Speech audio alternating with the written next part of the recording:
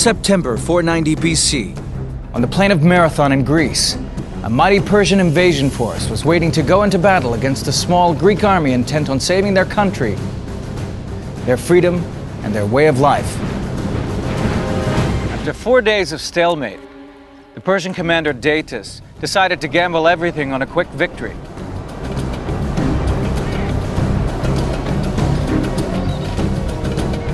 Under cover of darkness, he loaded all of his cavalry and some of his infantry back onto his ships.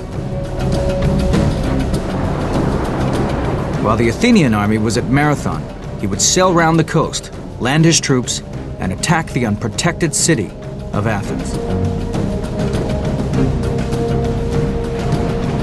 His faithful commander, Artaphernes, would stay at Marathon with a holding force of around 12,000 men.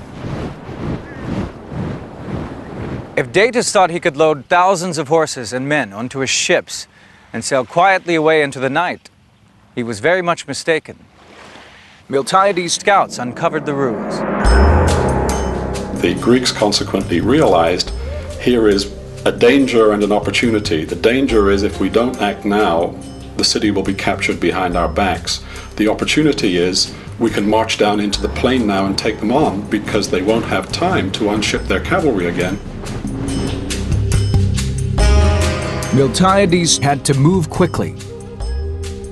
It would take Datis more than 10 hours to sail to Athens and several more hours to unload his army. Miltiades had to win a quick victory at Marathon and then march at full speed back to Athens to confront Datis. What they did was seize what the Greeks called kairos. They had a word meaning opportunity, the opportune moment. And I think the genius of Miltiades is indeed largely responsible for their choosing the right moment.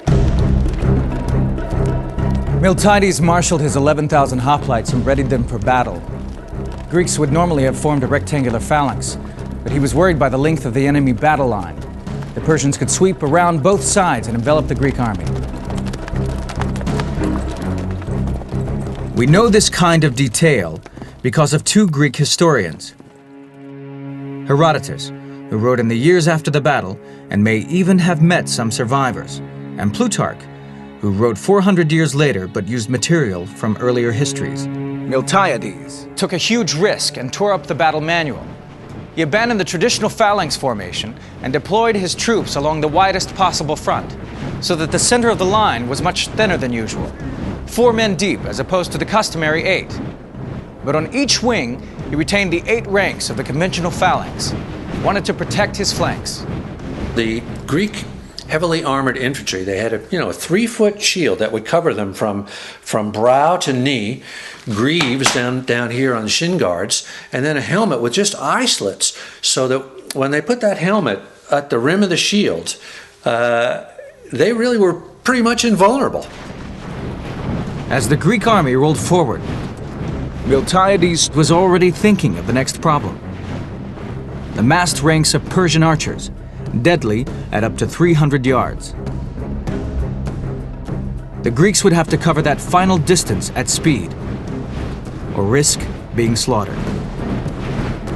They marched forward at a sedate pace, the usual sedate pace of a hoplite army advancing, until they came within bowshot, which is maybe 100 yards or so. Once within bowshot, the Greeks came under a hail of arrows. Miltiades' troops broke into a run. This astonished the Persians. The phalanx, by its very nature, usually went into battle at a slow, steady pace. The Persian archers would have posed a very serious threat to the hoplite force. They had very powerful bows and large arrows that could have done serious damage.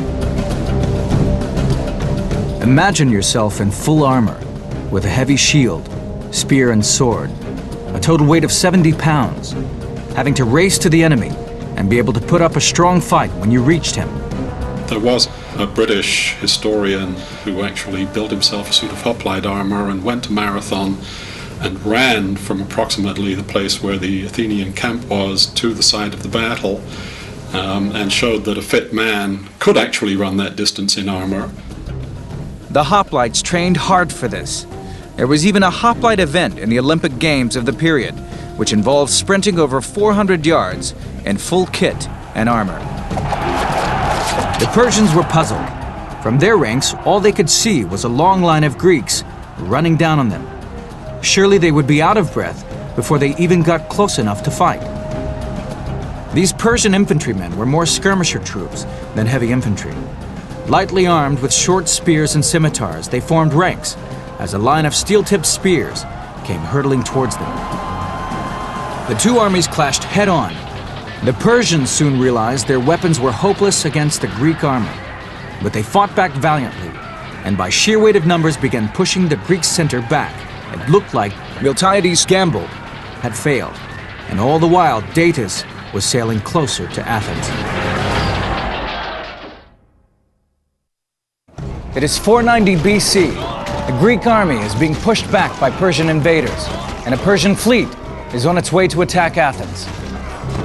As the Greeks fell back in the center, the Persian commander, Artaphernes, smelled victory. The way in which Miltiades drew out the Athenian army, enormously lengthening and thinning his center, was one of the riskiest things, I think, in all of ancient warfare.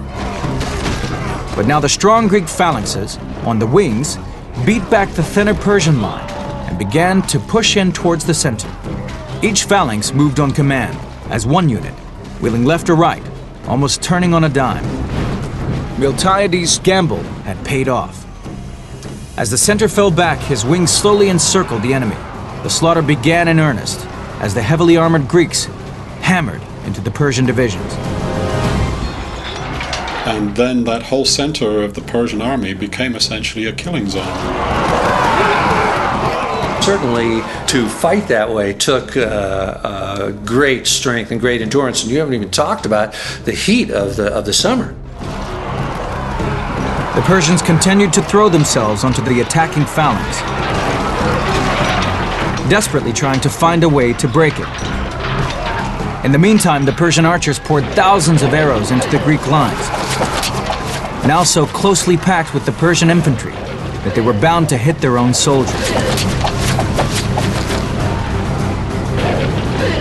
The Greeks felt that right and might were on their side and fought like men possessed.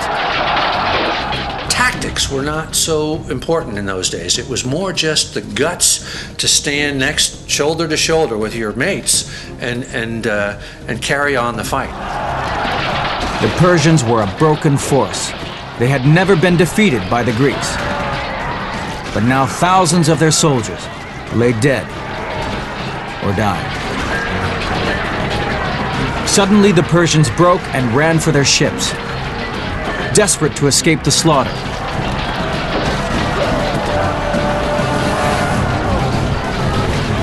The Greeks raced to cut off their retreat and chased them to the water's edge. There was chaos on the beach, the stampeding troops pushing and heaving to get their craft away, while trying to defend themselves from the pursuing hoplites. The surviving Persians sailed away, while the Greeks collapsed, exhausted in the sand. But there was no time to rest. While the battle was raging at Marathon, Datis and his Persian troops were sailing closer to Athens. Miltiades ordered his tired and battle-weary troops to Athens, a forced march of 22 miles in full armor. It had taken him just over 3 hours to defeat the Persian army at Marathon, but that meant that Datis was 3 hours closer to Athens. It was a race against time. He sent a runner on ahead with news of victory. According to legend, it was Phidippides, the same man who had run to Sparta. He ran the 22 miles here to Athens and shouted, "Rejoice, we have victory," then fell dead from exhaustion. Miltiades arrived in the nick of time and managed to set his troops up around Athens. Datis was dismayed when he sailed around the bay and found the Greek army waiting for him. When they saw those Athenians waiting for them, they just didn't have the heart to have another go at these guys who had just inflicted this disastrous defeat on them. He could not even land his army. He thought these troops had been beaten at Marathon, but now here they were, ready to fight again. Acknowledging defeat, he turned his ships around and set course for Persia. Hippias had guessed right. Not only had he lost his tooth, but any chance of ever regaining his kingdom. And the Spartans? They turned up late and missed out on the glory, but were curious to see what a Persian soldier looked like. They marched on from Athens to inspect the dead.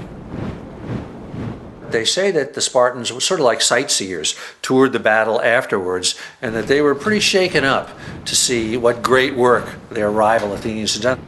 I think it really did eat at the Spartans' guts that these foppish Athenians had polished off the Persians.